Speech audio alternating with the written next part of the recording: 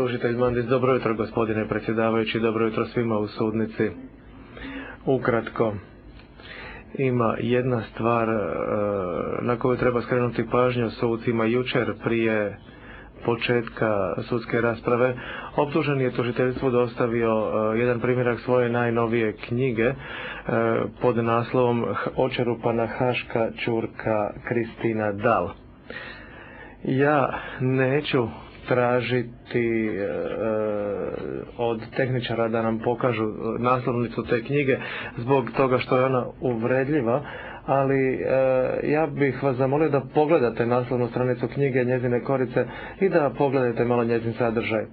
Časni sude, mi smatramo da je optuženi ponovno prešao granicu objavljivanjem ove knjige.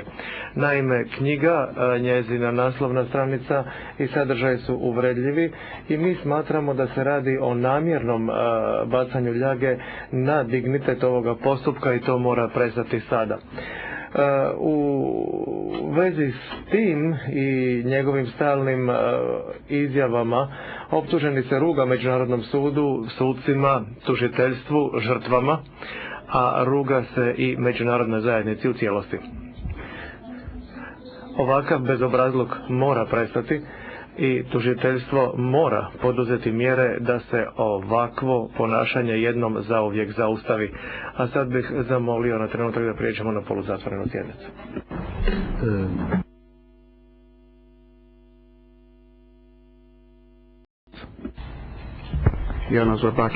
Tajnik, časni sude, sada smo ponovno na otvorenoj sjednici. Gospodo sudije, problematizovanje ove knjige jednostavno nije primereno vršiti u sklopu ovoga predmeta i ovoga procesa. Ako gospođa Kristina Dal smatra da je uvređena, da je oklevetana, da joj je načinjeno bilo kakvo zlo, ona može da me tuži pred nadležnim sudom u Beogradu. Može krivično da me tuži, mada u Srbiji više za verbalni delikt nema kazni zatvora, dakle mogu biti kažnjen samo novčano, a može i da me tuži za naknadu štete, ako dokaže da joj je neka realna šteta pričinjena. Političkim metodama u toku ovoga procesa napadati ovu knjigu nema nikakvog smisla. Knjiga je objavljena krajem avgusta, početkom septembra u 10.000 primjeraka. Ova se knjiga sudski ne može zabraniti, jer je već otišla u distribuciju i skoro sva prodata. Ne može niko ići od kuće do kuće kupca knjige da bi knjigu otimao, niti se zna spisak kupaca. I veliki broj knjiga je besplatno podeljen. Kao što to obično radi Srpska radikalna stranka, najveći deo knjiga se besplatno podeli, a neke se prodaju po simboličnoj ceni. Dakle, što se knjige tiče, apsolutno niti postoji nadležnost ovoga suda, niti je primereno da se to pitanje pokreće u okviru ovoga postupka. Ja sam juče predao jedan primjerak te knjige tužilaštvu posredstvom sekretarijata, jer želim da knjigu koristim u saslušanju nekih budućih svedoka. Da li će se oni pojaviti kao svedoci optužbe ili svedoci odbrane, to tek treba da vidimo.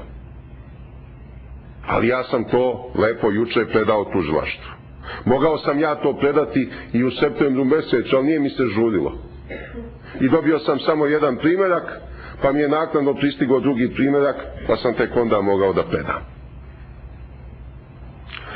Što se tiče naslovne strane, odnosno korice knjige, to je stvar sad umetničke vizije i umetničkog doživljaja. To je nekom uvredljivo, nekom je simpatično. Kad bi meni neko tako nešto uradio, ko zna kako bi ja reagovao, možda bi se naljutio, možda bi se samo nasmejao. Možda bi i meni bilo simpatično.